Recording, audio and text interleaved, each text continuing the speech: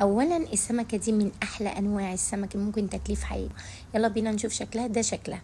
اولا هي بيكون ليها قشره لونها اسود. القشره السوداء دي او جلدتها السوداء دي لازم تتشال وتتنضف، بس خلي بالكم بيبقى فيها بطروخ وبتقصي جزء من الراس. بعد كده الظهر كمان بيكون فيه نفس الجلده. انا بوريكم هنا ان انا شلت الوش والظهر، وواحده سبتها بوش وسبت الظهر بتاعها. ويفضل انك تسيبي الظهر. البهارات بتاعتنا بقى بهارات سمك، كزبره، ملح، توم فريش، وبصل بودره، اوكي، واتنين من عصير الليمون.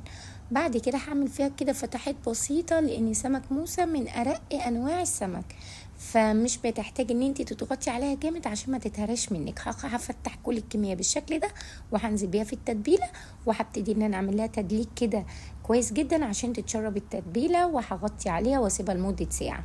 نفس البهارات اللي انا ضفتها او تبلت بيها السمكه هحطها على الدقيق، وبعد ساعه هبتدي بقى ان انا اخد السمكه بتاعتي انزل بيها في الدقيق، واحاول اتخلص من الدقيق الزايد.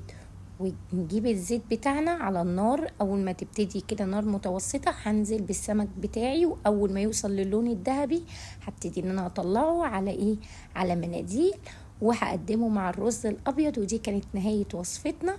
ما تنسوش لو عجبكم الفيديو لايك وشير وسبسكرايب. باي باي.